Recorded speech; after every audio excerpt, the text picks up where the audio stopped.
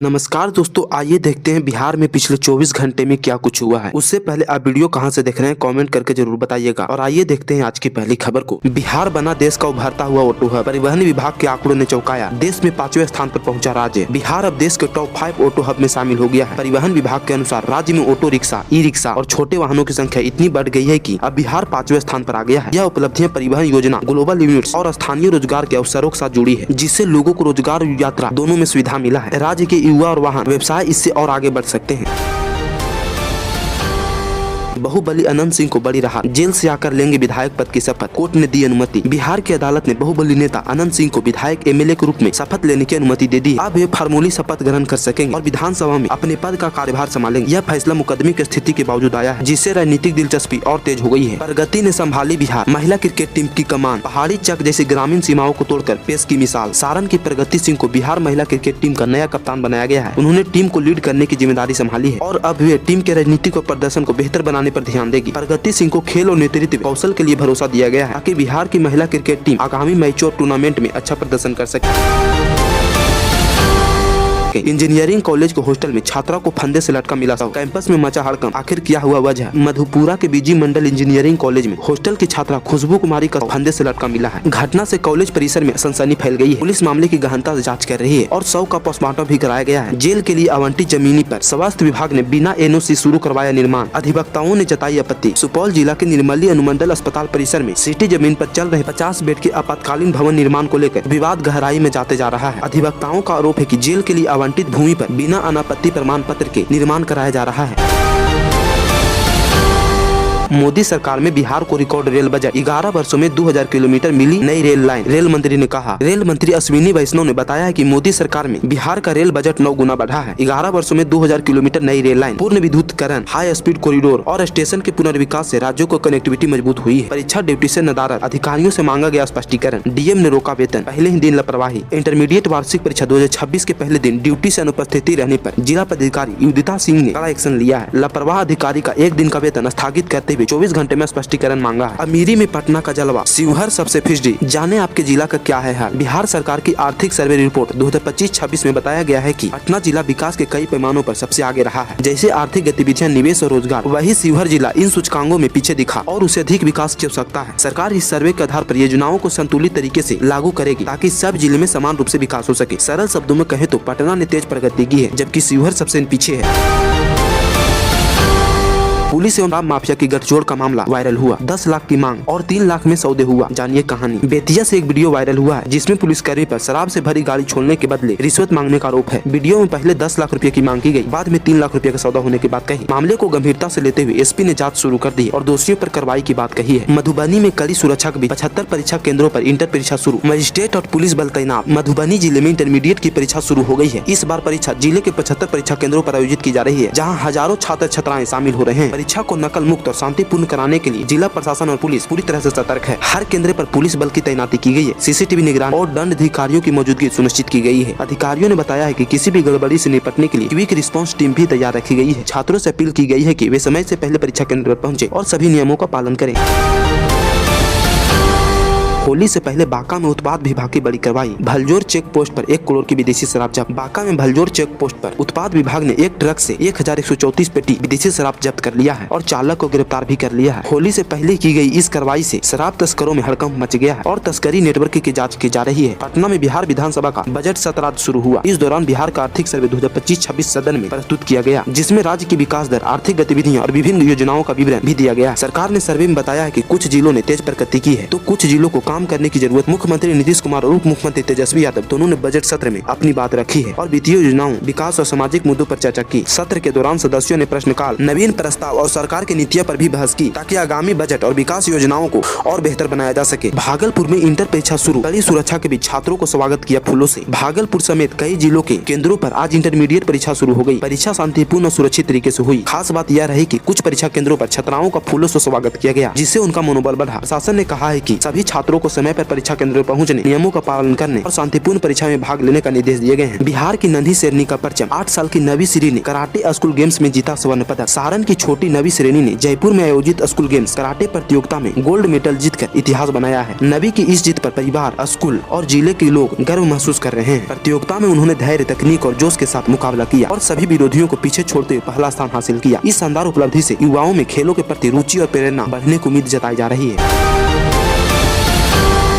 2030 तक 1 करोड़ युवाओं को नौकरी देंगे नीतीश सरकार। राज्यपाल आरिफ मोहम्मद खान का दावा। बिहार के राज्यपाल आरिफ मोहम्मद खान ने कहा है कि सरकार की योजना है कि 2030 तक 1 करोड़ लोगों को नौकरी देने का लक्ष्य पूरा किया जाए। यह रोजगार सरकारी और निजी दोनों क्षेत्रों में प्रस्तावित है ताकि युवाओं को अच्छे और स्थिर काम मिल सके। राज्यपाल ने यह बात बिहार में रोजगार सृजन और कौशल विकास की दिशा में उठाए जा रहे हैं कदमों का जिक्र करते हुए कही है कि जिसमें नए उद्योग, तकनीकी प्रशिक्षण और निवेश को बढ़ावा देने की बात भी शामिल है। सरल शब्दों में कहे तो सरकार चाहते हैं कि 2030 तक 1 करोड़ लोगों को नौकरियां मिले, जिससे युवाओं को रोजगार मिलता रहे। बजट सत्र के आगाज पर ही विपक्ष के तीखे तेवर। भाई वीरेंद्र बोले, नीट मामलों में अपनों को बचा रही सरकार। पटना के विधानसभा सत्र के दौरान आरजेडी के नेता भाई वीरेंद्र ने एनडीए सरकार के बजट सत्र और केंद्रीय बजट पर तीखा हमला किया है। उन्होंने कहा है कि बजट में राज्य और जनता के हितों की पर्याप्त रक्षा नहीं हुई है और सरकार अपने ही लोगों को सुरक्षा और फायदा पर जोर दे रही है। वीरेंद्र ने नीट छात्र केस को भी उठाया है और कहा है कि सरकार को जनता की बात सुननी चाहिए और बजट में ऐसे सामाजिक मुद्दों को भी शामिल करने चाहिए जो आम लोगों के जीवन और बेरोजगारी को प्रभावित करती है। उनका यह बयान विधानसभा में चर्चा का विषय बना हुआ है और विपक्ष ने सरकार की नीतियों पर सवाल खड़े किए हैं।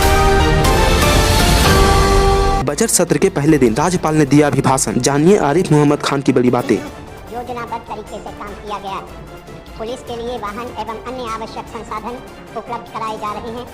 24 नवंबर 2005 को नई सरकार बनने से पहले बिहार में पुलिस बल की संख्या बहुत कम थी। वर्ष 2006 से कानून व्यवस्था को और बेहतर करने के लिए पुलिस बल की संख्या में लगातार बढ़ोतरी की गई।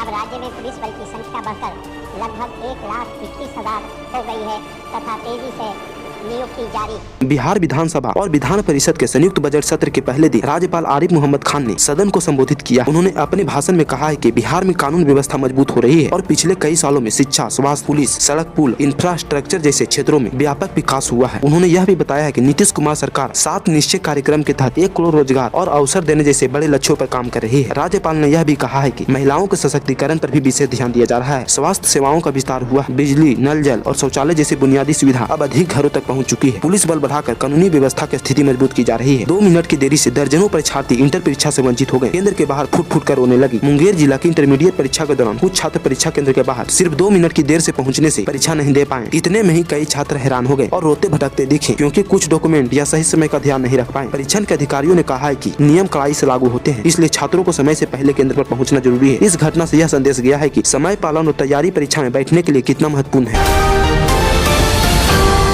छात्रा पर आक्रोश। संसद के बाहर आरजेडी सांसदों ने किया विरोध प्रदर्शन। विधानसभा में विधायकों का दिखा गुस्सा। छात्र मर्डर केस में विपक्ष ने एनडीए सरकार को घेरने में कोई कमी नहीं छोड़ रही है। आज लोकसभा के बाहर राजद के सांसद और बिहार विधानसभा परिसर में विधायकों ने इस मामलों को लेकर सरकार पर जमकर हमला बोला। राजद के विधायकों ने तो सरकार पर भी बड़ा आरोप भी लगा दिया है। राहुल गांधी जहाँ जाते हैं कांग्रेस को डुबो देते हैं। मंत्री प्रमोद चंद्रवंशी खतंज बजट पर भी बोले। पूर्णिया में मंत्री प्रमोद चंद्रवंशी ने केंद्रीय बजट 2026 को लेकर बिहार के लिए ऐतिहासिक बताया है। उन्होंने रोजगार, सौर ऊर्जा और कृषि योजनाओं को सराहना की और राहुल गांधी एवं कांग्रेस पर तीखा हमला करते हुए बजट को राज्य के लिए वरदान करार दिया।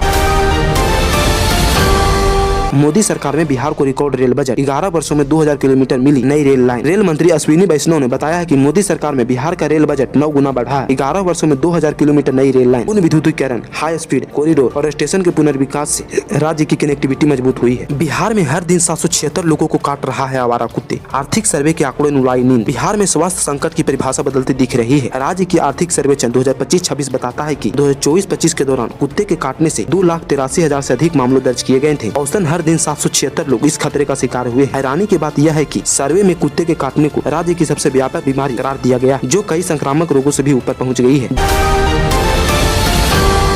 जून से 600 रुपये में घर बैठे मिलेगा जमीन का रजिस्ट्री पेपर। जानिए पूरा अपडेट। बिहार में अब आपको दादा परदादा के जमाने के रजिस्ट्री पेपर या केवाला निकालने के लिए निबंधन कार्यालयों के चक्कर नहीं काटने होंगे। नीतीश सरकार जून महीने से एक ऐसी डिजिटल व्यवस्था लागू करने जा रही है जिससे साल 1908 से लेकर अब तक के सभी रजिस्ट्री दस्तावेज महज एक क्लिक में आप अपने फोन में डाउनलोड कर सकते हैं। बिहार में बुलेट ट्रेन के लिए बनेगा 500 किलोमीटर लंबा एलिवेटेड ट्रैक। 5 साल का लक्ष्य तय किया गया है। बिहार में जल्द ही बुलेट ट्रेन दौड़ने वाली है। इसके लिए 500 किलोमीटर लंबा एलिवेटेड ट्रैक बनाया गया है जो की 11 से ज्यादा जिलों से गुजर सकती है। 5 साल साल में बुलेट ट्रेन चलाने का लक्ष्य तय किया गया है। पटना छपरा में घना कोहरा 50 मीटर ही दिखाई दे रहा था। IMD का अलर्ट। IMD का कहना है कि बारिश कोहरा अलर्ट। बिहार में मौसम की आंख मिचौली ने आम जनजीवन को अस्त व्यस्त कर दिया है। एक तरफ जहां सूरज निकलने के इंतजार में लोग ठिठुर रहे हैं, वहीं दूसरी तरफ मौसम विभाग ने बारिश का येलो अलर्ट जारी कर दिया है। गंगा के मैदानी इलाकों से लेकर दक्षिण बिहार के पठारी क्षेत्रों तक फिलहाल कुहासे की सफेद चादर और बादलों के ढेरे से कनकनी बरकरार है।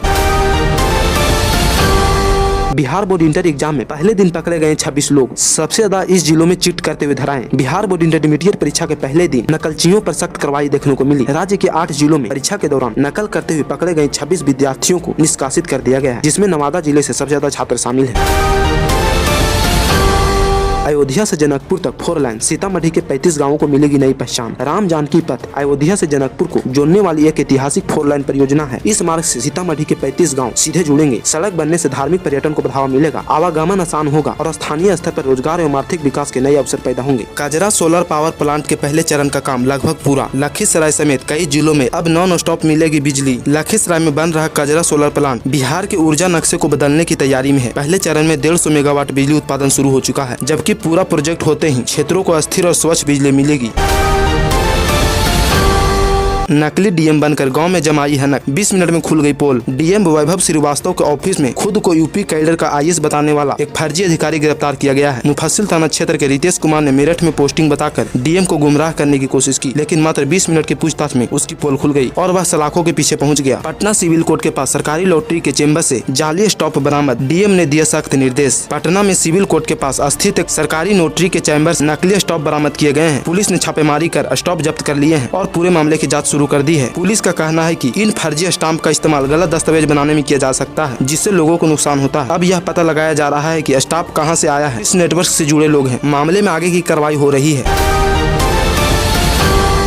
बाहुबली MLA अनंत सिंह ने विधायक रूप में शपथ ली। जेल बांड नामुजर। पटना में अदालत ने बाहुबली नेता और विधायक अनंत सिंह को जेल बांड मंजूर नहीं किए और उन्होंने विधायक के रूप में शपथ ली। अदालत की ओर से बांड आवेदन खारिज होने के बावजूद अनंत सिंह ने विधायक पद की शपथ ग्रहण की। अब वे इलाहाबाद हाई कोर्ट के आदेश के तहत सदन में शामिल है और विधानसभा की कार्यवाही में हिस्सा ले सकते हैं। सरकार और विपक्ष दोनों ने इस फैसले पर अपनी प्रतिक्रिया दी है, जिससे राजनीतिक हलचल तेज बनी हुई है। 73,000 नियोजित शिक्षकों को राज्य कर्मी बनने का अंतिम मौका मिलेगा। बिहार में लगभग 73,000 शिक्षकों को सरकारी नौकरी में स्थायी यानी स्टेट कर्मचारी बनने का अंतिम अवसर दिया जा रहा है। सरकार ने कहा है कि यह मौका उन शिक्षकों को मिलेगा जिन्होंने लंबे समय से स्कूल शिक्षा में सेवा दी है, लेकिन अभी तक अस्थायी नियुक्ति नहीं हो पाई थी। अब इन्हें मौका मिलेगा कि वे नियम और योग्यता के अनुसार अपना प्रोसेस पूरा करें, ताकि वे राज्य कर्मचारी के रूप में अस्थायी रूप से नियुक्त हो सके। तो दोस्तों, यही था आज का वीडियो। उम्मीद करते हैं आपको वीडियो पसंद आया होगा। अगर आपको वीडियो पसंद आया होगा तो चैनल को जरूर सब्सक्राइब करना और कॉमेंट करके बताना कि आप वीडियो कहाँ से देख रहे हैं। चलिए मिलते हैं अब कल नई वीडियो के साथ।